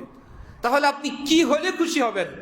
নবীজি তখন বলবেন আমার উপর ইমান আননেওয়ালা, নামাজি হোক বেনামাজি হোক, রোজাদার হোক বেরোজদার হোক, যেমনই হোক, ভুল বিচ্যুতি যাই হয়েছে, শাস্তি তো অনেক হয়েছে, আজকে যদি আল্লাহ পাক সকলকে মুক্তি দেন আমি খুশি হব। আর আল্লাহ তো বলছেন আমারে আল্লাহ খুশি করবেন, আমি তো এই ছাড়া খুশি হব না। আল্লাহ পাক বলবেন যাও জিবরিল যাও, বলো একদম ন্যূনতম ঈমান যাদের বুকে আমি পাবো, আমি আজকে সকলকে চিরকালের জান্নাত দান করে দিব। আল্লাহ পাক জিজ্ঞেস করবেন নারাজিতা ইয়া মুহাম্মদ, আপনি খুশি? আপনি চাইছিলেন সেটা পাইলেন? নবীজি বলবেন ইয়া রাব্বি কাদ রাজিতু, হে আমার প্রিয় আল্লাহ আমার আত্মাটা আজকে ভরে গেছে, আমি খুশি, আমার সমস্ত উম্মতের মুক্তির ব্যবস্থা হয়ে গেছে, আমার চাইতে বড় খুশি আজকে আর কারো নাই। তাহলে হক্কানি আলেমদের একটা আকীদা বললাম, মুসলমান জান্নাতে যাবে অল্প মুসলমান না, সব মুসলমান, স্তরে স্তরে ধীরে ধীরে শাস্তি শেষ হবে যাবে, শাস্তি শেষ হবে যাবে। তাহলে যে আলেম ওলামারা বলেন জাহান্নামে যাবে, জাহান্নামে যাবে, মুসলমানের সেই জাহান্নামগুলো কি স্থায়ী না অস্থায়ী? এক, আকীদা পাঠ এক, শেষ। দ্বিতীয় পাঠ, কাফের জাহান্নামে যাবে, জাহান্নামে আল্লাহ ওদেরকে শাস্তি দিবেন, কষ্ট দিবেন, কষ্ট দিতে দিতে থেতলায় যাবে, পুড়তে পুড়তে কয়লা, লাকড়ি পোড়াইলে কয়লা হয়, কয়লা পোড়ায় কাবাব বানায়, কাবাবের পরে যেটা পাউডার হয় এটা আর পড়ে না, আগুন দিলেও পড়ে না, কেরোসিন দিলেও পড়ে না, কয়েকবার পোড়ার পর সব টেম্পার শেষ। কোরআনে পাক আল্লাহ পাক বলেন কুল্লামা নাযিজাত জুলুদুহুম বাদদালনাহুম জুলুদান গায়রাহা লিয়াযুকুল আযাব। এই কাফেরদের শরীরের চামড়া গোশত জ্বলতে জ্বলতে যদি একদম শেষ হয়, জ্বলার উপযুক্ত আর থাকবে না, আমি নতুন স্কিন দিব, নতুন গোশত লাগায় আবার আগুন জ্বালায় দিব। এইটা শেষ হবে আবার দিব, এটা শেষ হবে, কেন দিব? লিয়াযুকুল আযাব, যাতে শাস্তি ভোগ করতে পারে ঠিক মতো। মজা বুঝো, আমারে মানো নাই? তখন এইরকম শাস্তিটা কি মুমিনের না কাফেরের? কেউ যদি এই শাস্তি মুসলমানের জন্য বলে, বুঝতে হবে হুজুর বুঝে নেই, এক জায়গায় পায়জামা আরেক জায়গায় লাগাই দিচ্ছে, কোন জায়গাটা কোন জায়গায় লাগাই দিল কি? তাহলে খুব খেয়াল করে শুনবেন, হক্কানি আলেম একজন না, এক দরবার না, এক তরিকা না, এক মাযহাব না, সাহাবীদের থেকে নিয়ে আজ পর্যন্ত হক্কানি সমস্ত আলেম একমত কি কাফেরকে জাহান্নামে ফেলবেন কষ্ট দেওয়ার জন্য, মুমিনকে নিজের অপরাধের দায়ে জাহান্নামে ফেলবেন ফ্রেশ করে জান্নাতের উপযুক্ত বানানোর জন্য। ওই ফ্রেশ করার সময় আবার একটু কষ্ট হবে, আবার অ্যানেস্থেসিয়া দিবেন, অবশ বেহুশের মেডিসিন মেরে ইনজেকশন দিয়ে পরেট করবেন, আমার বান্দার যাতে কষ্ট না হয়, করো ফ্রেশ। কিন্তু আমরা তো শুনছি জাহান্নামের যে খবর, মনে হয় যেন একদম শেষ না। কাফেরের জাহান্নাম মুমিনের জাহান্নাম এক না। যেমন ডাক্তার চিকিৎসা করে, বাদশাহ দেশের প্রেসিডেন্ট ডাক্তার চিকিৎসা করতেছে, চিকিৎসা যখন করে ডাক্তার প্রেসিডেন্টের ব্যাপারে, প্রধানমন্ত্রীর ব্যাপারে কি মনে করে যে তার দাম কম, আমি ডাক্তারের দাম বেশি, এরকমটা ভাবতে পারে? চিকিৎসাও করে, স্যারও বলে স্যার কষ্ট হয় স্যার, কোনো অসুবিধা স্যার, ভাই আপনি আপনাকে না স্যার বলে, তিনি তো রোগী, আরে ভাই রোগী বলেন না, আমরা হলাম ওনার কর্মচারী। ঠিক জাহান্নামে যখন মুমিনরা যাবে, প্রসেস করবে, ইমানদারকে এরকম লক্ষ লক্ষ বার স্যার স্যার বলে তাকে জান্নাতের উপযুক্ত বানাবে। ইমানদার সাহেব স্যার, আপনার আল্লাহর হুকুমে আপনার চিকিৎসার কাজ চলছে, আপনাকে রিফারিং কাজ চলছে, ফ্রেশ করার কাজ চলছে, আপনি স্যার, কারণ আমরা তো আপনাদের খাদেম কর্মচারী, আপনাকে জান্নাতের উপযুক্ত বানানো হচ্ছে। এটা হলো আকীদা নাম্বার 2, ঠিক আছে ইনশাআল্লাহ। আকীদা 3, এই উম্মত কয় ফিরকা হবে শুনছেন না? বনি ইসরাইল 72 ফিরকা ছিল, এই উম্মত কয় ফিরকা হবে? কয় দল জান্নাতি আর বাকিরা? এই একটু আগে প্রথম যেটা বলছিলাম, বাকিরা জাহান্নামী মানে অস্থায়ী, বাকি সব মুসলমান জাহান্নামে যাবে স্থায়ীভাবে না অস্থায়ীভাবে। আর যে এক দল জান্নাতি, হাদিস শরীফে আছে, যেই এলাকায় যাবেন, যেই দরবার বলে ওটা আমরা, ঠিক না? যেই তরিকায়, যেই হুজুর, যেই গ্রুপ, যেই মাযহাব, আপনারা নবী তো বলছেন সারা পৃথিবীর একটা গ্রুপ যাবে। আপনার এই সংগঠন তো ভারতেও নাই, পাকিস্তানেও নাই, আরব দেশে তো জানেই না, তা আপনারা যে বললেন ওই অরিজিনাল গ্রুপ আপনারা, তাহলে তো বাংলাদেশ ব্যতীত পৃথিবীর কোন দেশের লোক আপনাদের এই অরিজিনাল গ্রুপের জান্নাতি নেই, সব জাহান্নামী। নাম্বার 2, আপনাদের এই সংগঠনের বয়স কত? আল্লাহ বলেন কি 300 বছর, দাদা পরদাদা আমাদের বংশ, এর আগে তো তাহলে কেউ জান্নাতে যায় নাই। কারণ আপনাদের এই দরবার শুরু হয়েছে 300 বছর। নবী বলে গেছেন নবীর উম্মতের একটা দল জান্নাতে যাবে, এটা তো স্টার্ট হয়েছে নবীর যুগ থেকে কিয়ামত পর্যন্ত।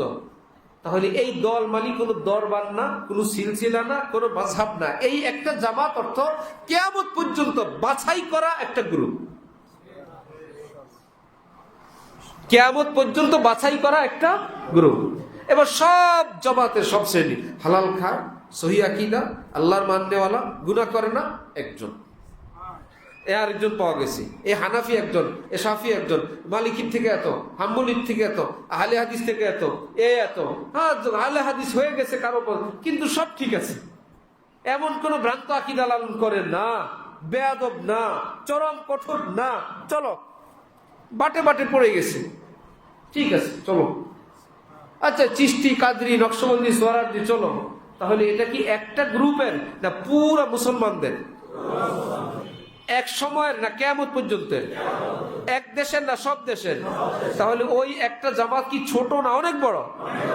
এটা যদি কেউ নিজেদের বলতে চায় যে ওই মুক্তিপ্রাপ্ত জামাত হলো আমার দাদা পীর হজরত এবং আব্বা পীর হজরত, বর্তমানে আমি আছি, আপনারা না সবাই, এ আরেকটা আকীদা। অনেকেই কেবল বুঝাইতে চায় মুক্তিপ্রাপ্ত জামাত আমরা, আর যা দেখেন সব জাহান্নাম। আমরা বলতে কেউ নাই, যে বলবে আমরা, ওখানে সমস্যা আছে। ঘুমন্ত মানুষ কখনো বলে না আমি ঘুমে আছি, যদি বলে তাহলে জানতে হবে সত্যি কি ঘুমের ভিতরেই কথাটা বলছে না একদম জাগ্রত অবস্থায় বলছে।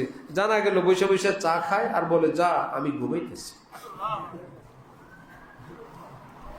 যারা হক্কানি হয় তারা নিজেদেরকে বলে আমরা হলাম গুনাহগার মানুষ। ভাই, বৃষ্টির দোয়ার জন্য হক্কানি এক আলেমের দ্বীনের কাছে যাওয়া হলো, হুজুর অনেক আলেম ওলামারা আসবেন, একটু বৃষ্টির জন্য দোয়া হবে, একটু আসেন। তিনি বলেন কি বাবারা, বৃষ্টির দোয়া করতে খোলা মাঠে কোনো পাপিষ্ট, কোনো নাফরমান মানুষ গেলে বৃষ্টি হয় না। আমার বিশ্বাস আপনারা দোয়া করলে তো বৃষ্টির সম্ভাবনা আছে, আমার মতো গুনাহগার যদি যাই ওই সম্ভাবনাটা না হয়ে যাবে, বৃষ্টি নাও হইতে পারে। এত মানুষ দোয়া করলে যে বৃষ্টিটা হয়তো, আমি গেলে বৃষ্টিটা হবে না, আমার ইন্ডিয়ান না। সবাই বলে আল্লাহ রে, আমাদের উদ্দেশ্য আপনি দোয়া করলে বৃষ্টি হবে, আপনি এলাকার বড় আল্লাহওয়ালা, কিন্তু তিনি বলেন আমি গেলে বৃষ্টি যাই হওয়ার সম্ভাবনা ছিল, আমি গেলে তাও হবে না। এটা হক্কানির আলামত। জুনায়েদ বাগদাদি রাস্তা দিয়ে যান, উপর থেকে ছাই ফেলছে একজন ওনার গায়ে, মুরিদরা বাড়িতে হামলা করবে, এত বড় আল্লাহর ওলির গায়ে ছাই, হক্কানির আলামত শুনেন। জুনায়েদ বাগদাদি বললেন মিয়ারা, এ তো আক্রমণের ব্যাপার না, শুকরিয়ার ব্যাপার।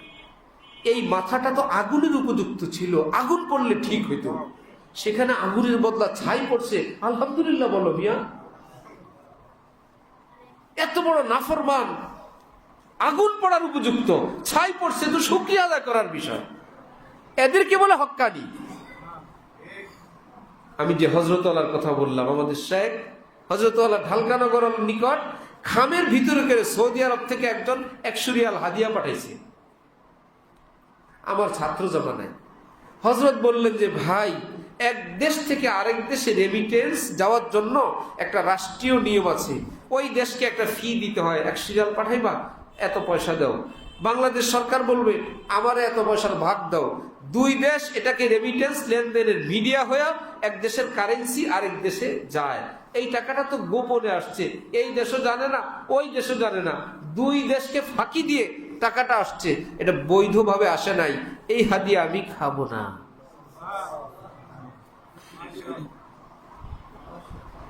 আমাদের উস্তাদ ঢালকানগরে আছেন মুফতি আব্দুল গফফার সাহেব, মাওয়া থেকে, তখন ব্রিজ হয় নাই, ঢাকা আসছেন, কাউন্টারের কোনো গাড়িতে উঠে টিকিট করেন নাই, ভিতরে এসে ভাড়া দিছেন, ওই বেচারাও টিকিট দেয় নাই।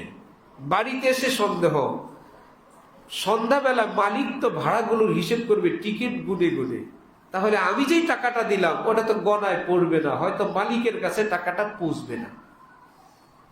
পৌঁছে কিনা আমি জানি না, আমার কর্তব্য ছিল টিকিটের মাধ্যমে লেনদেন করার, তাহলে মালিকের সঙ্গে যে স্বচ্ছতা সেটা হইতো। আমি তো ঠিক করি নাই, পরে আরেকদিন যখন গেলেন বললেন বাবা একটা টিকিট দেন ঢাকার, দিলেন, টিকিটটা ছিঁড়ে ফেলা দিছে। যাবেন না? না। কেন টিকিট করলেন? বললেন আমি এরকম একদিন টিকিট ছাড়া টাকা দিয়ে গেছিলাম, তো আমার তো কর্তব্য, গাড়িটা তো মালিকের, টাকাটা যেহেতু মালিকের টাকা তার কাছে যায়, ওই প্রসেসে থাকা, আমি আর বাহিরে গেছি, আমার সন্দেহ হয়েছে, এই জন্য একটা টিকিট আজকে কিনলাম, টাকা কয়টা গেলে গেছে, তাহলে ওই পরিমাণ টাকা মালিক পাওয়ার জন্য আমার সাধ্যমতো আমি ব্যবস্থা করে গেলাম। ওই বেটারা বলতেছে হুজুর, এমন হুজুরও দুনিয়ায় আছে গো, আপনাদের জন্যই পৃথিবীটা আছে, আপনাদের জন্যই পৃথিবীটা আছে। গেলাম সফরে, মাদ্রাসার ডাব, হুজুর মাদ্রাসার গাছের ডাব, হজরত আমাদের হজরত বলেন যে মাদ্রাসার গাছের ডাব কে খাবে, মাদ্রাসার জিনিস খাওয়া তো জায়েজ নেই।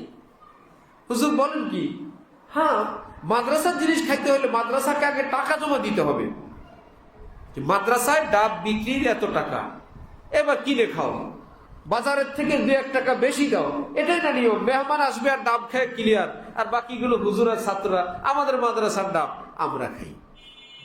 এক সময় কাবা শরীফের সামনে চেরাগ জ্বালানো হইতো জাইতুনের তেল দিয়ে, যাতে গন্ধ না হয়, বড় কৌটার তেল, কয়েকদিন যাবে।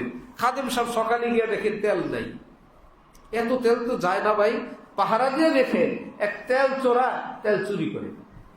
কিন্তু চুরি করার আগে আরব দেশের লোক তো, সে এভাবে বসে আজ-জাইতু জাইতুল্লাহ ওয়াল আব্দু আব্দুল্লাহ ওয়াল বাইতু বাইতুল্লাহ বিসমিল্লাহ, জাইতুনের তেল খায় ফেলে। কি? আজ-জাইতু জাইতুল্লাহ, তেলও আল্লাহর তেল, ঘরও আল্লাহর ঘর, বান্দাও আল্লাহর বান্দা, বিসমিল্লাহ। সবই তো আল্লাহ, তেলও আল্লাহর, ঘরও আল্লাহর, আমিও আল্লাহর, বিসমিল্লাহর তো নামও আল্লাহ। খাদেম মুগুর একটা নিয়ে বসে রয়েছে, যখন দোয়া পড়ছে বললো যে দোয়ার আরেকটা অংশ বাকি রয়েছে, ওয়াজ্জারবু জরবুল্লাহ, মাইরও আল্লাহর মাইর। এরকম ঘুরপুক দিয়ে, কোন রকম ঘুরপাক দিয়ে, বানওয়াট করে আমরা হইলাম খাওয়ার উস্তাদ, কোন রকম খায় ফেলা। আর যাদের অন্তরে হালালের ফিকির আছে, ভাই খাইলে তো খাবো, একটু পরে বাথরুমে চলে যাবি, গন্ধ। এত সুন্দর খাবার, এত সুন্দর স্পেশাল, দুর্গন্ধে কেউ কাছে যায় না। আগের পজিশন কি, পরের পজিশন কি? এই জন্যই তো বাথরুম থেকে বের হইলে দোয়া কি? গুফরানাক আলহামদুলিল্লাহিল্লাযী আযহাবা আন্নিল আযা ওয়া আফানি। আল্লাহ আমাকে মাফ করে দেন, আমি এত খারাপ। এই ফল ফলাদি, বিরিয়ানি, কাবাব আমার মিডিয়া হয়ে আসলো, মুখে এত সুন্দর, এখন ইম্পোর্ট করলাম, এমন এক্সপোর্টের অবস্থা তো খারাপ। আমি এত খারাপ, ভালো জিনিস আসলে এত খারাপ হয়, আল্লাহ আমাকে মাফ করে দেন, আমি এত নষ্ট, ভালো জিনিস আসলেও নষ্ট হয়ে যায়। এটা হলো দুনিয়ার মিসাল। দুনিয়ার শুরুটা এমন, শেষটা এমন। এত সুন্দর ছোট্ট বাবুর চেহারার সুন্দর, বুড়া হয়ে গেছে আরেক রকম। এত সুন্দর ফুল ঝরে গেছে, এত সুন্দর জোয়ার ভাটা, এত সুন্দর পাখির ঝাঁক এখন আর নাই, সবুজ গাছপালা সব পাতা পড়ে গেছে, বিল্ডিং এখন ঝরে গেছে। রব্বুল আলামিন বলে, দেখলা পৃথিবী, এটাই পৃথিবীর নিয়ম। শোনো, যেদিন তোমরা জান্নাতে আসবা, যে যেভাবে আসবা চিরকাল সেভাবে থাকবা, গায়ের চামড়া এক বিন্দু বটবে না। আল্লাহ পাক আমাদেরকে হক্কানি আলেম চিনার, আমল করার তৌফিক দান করেন। শেষের দিকে চলে আসছি। তাহলে আমাদের মুক্তির ব্যবস্থা একা একা থাকলে না আলেমদের সাথে? ছোট ছোট আলেম না, শ্রেষ্ঠ আলেম। শ্রেষ্ঠ আলেমদের সাথে থাকার অর্থ তাদের আকীদা, তাদের মত পথকে মনে প্রাণে শ্রদ্ধা করি, বিশ্বাস করি, যতটুকুন পারি মানি, কিন্তু বিশ্বাস করি তারাই হক। এইটুকুন পারবো না ইনশাআল্লাহ? কোরআন শরীফের আয়াত, ওয়াল্লাযীনা আমানু ওয়াত্তাবাআতহুম যুররিয়্যাতুহুম না বিঈমানিন আলহাকনা বিহিম যুররিয়্যাতাহুম। আল্লাহ পাক বলেন, যারা হক্কানি আলেম ওলামা, তাদের সঙ্গে যারা ঈমানের সূত্রে গেথে তাদের সঙ্গী হবে জান্নাতে যাওয়ার পর, ওই আল্লাহ ওয়ালারা, ওই অভিভাবকরা বলবে, আল্লাহ আমার ওই ভক্তগুলো কই, আমার সঙ্গে চলতো ফিরতো। বাবা ওরা বলবে, আমার ছেলে নাতিরা কই? আল্লাহ বলবেন, এরা তো ওই আমল করে নেই, তোমার মতন এরকম আমলদার তারা ছিল না, তারা জান্নাতে আছে, অনেক দূরের জান্নাতে। তখন ওই মুরব্বী আলেমরা বলবেন, অভিভাবকরা বলবেন, আল্লাহ ইন্নী ক্বাদ আমিলতু লি ওয়া লাকুম, আমি আমল করার সময় আমার ভক্তবৃন্দ, আমার ছেলে নাতিপতি, আমি তাদেরও নিয়ত করেছিলাম আল্লাহ, আমি একা আমার জন্য করি নাই। রব্বুল আলামিন বলবেন, এই একাই জান্নাতে তার মজা লাগে না? বাবা স্পেশাল খায়, ছেলেকে বাইরে ডাল ভাত খাওয়ায়, বাবার খাওয়া মজা লাগে না? রব্বুল আলামিন বলবেন, যাও বাবার খাতিরে ওই নিম্নমানের জান্নাতে যারা আছে তাদেরকে বাবা এবং নিজের শায়েখের উচ্চমানের জান্নাত দান করে দাও। এ হইল হক্কানীদের সঙ্গে জুড়ে থাকার পুরস্কার। আল্লাহ আমাদেরকে তৌফিক দান করেন। আমরা বিমানে সৌদি আরব কয় ঘন্টা যাই? 6-7 যাই না? সবাই চালাইতে পারেন তো বিমান? কিন্তু কয় ঘন্টা যায়? কেমনে যান আপনি? বিমান চালাইতে পারেন না? যিনি পারেন তার বিমানে গিয়ে উঠি। এমনি হাইটে গিয়ে উঠেন না টিকিট ভিসা লাগে? টিকিট ভিসা এয়ারপোর্টে যাওয়া পাইলটের কাজ না নিজের কাজ? ভিসা করবেন, টিকিট করবেন, সময় মতন হাজির হবেন, ইমিগ্রেশন করবেন, বোর্ডিং পাস নিবেন, সিরিয়ালে দাঁড়াবেন, পাইলট বলবে ওকে, বাকিটা আমার কাজ। কিছু আমার আপনার প্রস্তুতি, বাকিটা পাইলট। ঠিক আল্লাহ পাক কোরআনে পাকে বলেন, তুমি সহি আকীদার উপর আসো, নামাজ রোজা করো, হালাল খাও, পর্দা করো, জুলুম অত্যাচার থেকে বিরত থাকো, লাইনে উঠলা। এবার হক্কানি কোনো আল্লাহ ওয়ালার সঙ্গে যোগ দেওয়া মানে তার বিমানে উঠো, তিনি যেই জান্নাতে যাবেন আমি আল্লাহ তোমাকে সেই জান্নাত দান করে দেব। পাইলট যেই জিদ্দায়, প্যাসেঞ্জারও সেই জিদ্দায়। যেই সময়ে পাইলট একই সময়ে প্যাসেঞ্জার, অযোগ্য অযোগ্য প্যাসেঞ্জার। কিছু প্রসেস করার পর আল্লাহ পাক যেরকম দুনিয়াতে এক সময়, পরকালেও এক সময়। আল্লাহ আমাদেরকে হক্কানি আলেম চেনার, জুড়ে থাকার তৌফিক দান করেন। আমিন। ওয়া আখিরু দাওয়ানা আনিল হামদুলিল্লাহি রাব্বিল আলামিন। এই গরমের মধ্যে আমি শুরুতে ভাবছি আরো অনেক অল্প বয়ান করব, কিন্তু আপনাদের বড় বড় চোখ, আগ্রহ এবং আমার সঙ্গ দিয়ে আমারে আপনারা তাবিজ করে ফেলছেন। আমি নিজেই জানি না যে আমার কোন দিক থেকে গরম ঠান্ডা যায়। ছোট্ট ছোট্ট কয়েকটা আমল হযরত রাসূলুল্লাহ সাল্লাল্লাহু আলাইহি ওয়াসাল্লাম বলছেন, কেউ যদি সকালে সন্ধ্যায় কুল হুয়াল্লাহ 3 বার, ফালাক 3 বার, সূরা নাস 3 বার, কোরআনে পাকের শেষ 3টা সূরা প্রত্যেকটা 3 বার করে সকালে পড়ে, 3 বার করে সন্ধ্যায় পড়ে, এই ব্যক্তিকে আল্লাহ পাক দুনিয়ার যত বিপদ, যত মুসিবত, যত দুর্ঘটনা, যত অ্যাক্সিডেন্ট, যত জাদু, যত জিন, যত ভূত, যত বান মারা, সবটা থেকে আল্লাহ হেফাজত করবে। তাবিজটা কি ছোটখাটো না বিশাল? আংটির মতো? বাবার আংটির সমান না আরো বড়? আরো বড়। বাবারা তো আংটি দিয়েই কাম বানায় দিল। নবীজি তো কোরআন দিয়ে গেলেন, কোরআন ভালো লাগে না, বাবার 1,11,000 টাকার আংটি ভালো লাগে। এই জন্য বাদশাহ যুলকারনাইনের যখন মৃত্যু হয়, সে 3টা ওসিয়ত করছে। আমার মৃত্যুর খাট ডাক্তাররা বহন করবে। 2, আমার হাত 2টা কাফনের কাপড় থেকে বাইরে থাকবে। 3, কবরে নেওয়ার সময় আমার জমানো টাকাগুলো 2 পাশে ছিটাইবা। কেন? বললেন দুনিয়াওয়ালারা দেখুক ডাক্তার মানুষ বাঁচাইতে পারে না, কবরে দিয়ে আসে। তাদের যদি ক্ষমতা থাকতো নিজেরা কবরে দিত না। হাত কেন? দেখো খালি হাতে যাচ্ছি, কিছু নিয়ে যাচ্ছি না। টাকা ছিটাবো কেন? এগুলো আমার কোনোই কাজে আসবে না, যেটা আমি রেখে গেলাম 1 পয়সা আমার কাজে আসবে না, বৃথা। এটা বুঝানোর জন্য শুধু টাকাগুলো ছিটাইতে থাকবা, আমার কবরে দিয়ে আসবা। আমরা কিসের পিছনে আছি? কোন ধান্দায় আছি? কোন নেশায় আছি? আল্লাহ আমাদেরকে সেই ঘুম থেকে জাগবার তৌফিক দান করেন। আংটি বড় না দোয়া বড়? দোয়া করবেন আর বলবেন আল্লাহ আমার হেফাজত করবে, আমি আর জানি না। হযরত আবু দারদা রাদিয়াল্লাহু তাআলা আনহুকে এক ব্যক্তি এসে বলল, আপনার ঘরটা আগুনে পুড়ে গেছে। উনি বললেন, না না, পড়তে পারে না। আপনারা যদি কেউ দৌড়ে এসে বলে আপনার ঘরে আগুন লাগছে, আপনি সাথে সাথে বলবেন অসম্ভব, পারবেন? উনি বলেন অসম্ভব। ওই বেটা বলে, আরে ভাই আমি নিজ চোখে আগুন দেখে আসছি। দেখলে দেখছেন, আমার ঘর পড়ে নেই। আরে ভাই আমি দেখে আসছি জলে। চলেন চলেন। গিয়া দেখা গেল ওই বাড়িতে আগুন লাগছে, চতুর্দিক থেকে সব ঘর জ্বলছে, মধ্যখানে আবু দারদার ঘর জ্বলে নেই। দেখনেওয়ালা বলে, বাবা রে আমি তো আর ভিতরের ঘর দেখি নাই, পুরা বাড়ি জ্বলে, আপনার এটা থাকলো কেমনি? আপনি এই কথা কেমনি বললেন? আবু দারদা বললেন, আমি কি তোকে বিশ্বাস করব না আমার নবীকে বিশ্বাস করব? আমার নবী বললেন এই দোয়া পড়লে আল্লাহ জান মাল ধন দৌলত আল্লাহ হেফাজত করবেন। আমি সকালে দোয়া পড়ছি, নবী বলছেন আল্লাহ হেফাজত করবেন, তুমি বলো আগুন লেগে আমারটা পুড়ে গেছে। আমি তো নিশ্চিত আমার নবীরটাই ঠিক, তোরটা মিথ্যা। দেখলি বেটা, আমার ঘর পড়ে নাই বলছি না? এইরকম আকীদার সঙ্গে যখন আমল করবেন, কুদরতি ভাবে আল্লাহ বলবেন আমার বান্দা আমার উপর অনেক বড় আশা, আমার অনেক বড় আস্থা, এর বিপরীতটা আমি করব না। আনা ইনদা জান্নি আব্দি বি, যেই বান্দা আমার প্রতি যত সুধারণা রাখে আমি তার সঙ্গে তেমন আচরণই করি। পৃথিবী পড়বে তারটা পড়বে না। 3 বার কুল হু আল্লাহ, 3 বার ফালাক, 3 বার নাস। ছোট্ট ছোট্ট সন্তানদেরকে সবাইকে শিখাবেন, আমার মা বোনকে শিখাবেন। আমাদের বিপদ আপদ আতঙ্কের মধ্যেই আমরা দিন কাটি। কিসমত আমাদের এমন এক দেশে আমাদের জন্ম, আতঙ্কে আমাদের সকাল সন্ধ্যা।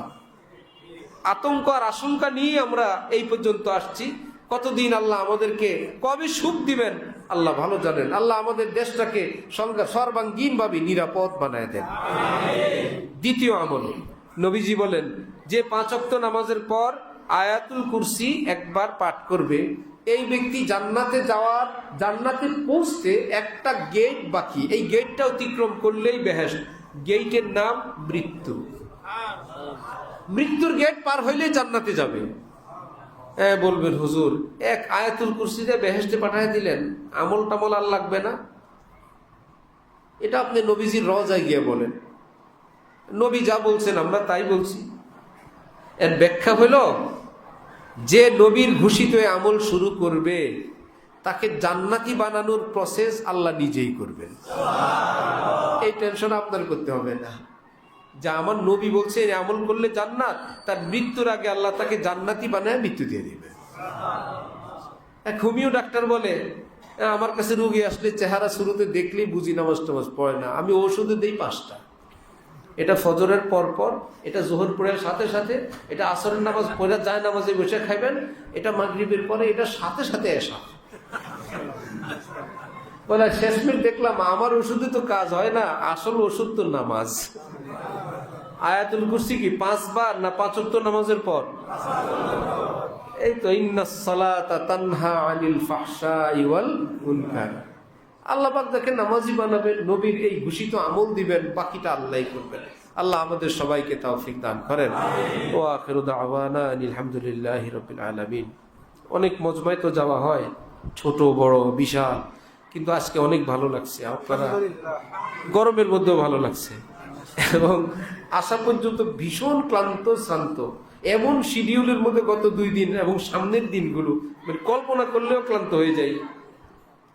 5 মিনিট শুয়েছি মাগরিবের পরে রেস্টের জন্য, একদম 5 মিনিট। শরীরের মধ্যে কাঁপুনি, ভাবছি না বয়ান করতে পারবো নাকি।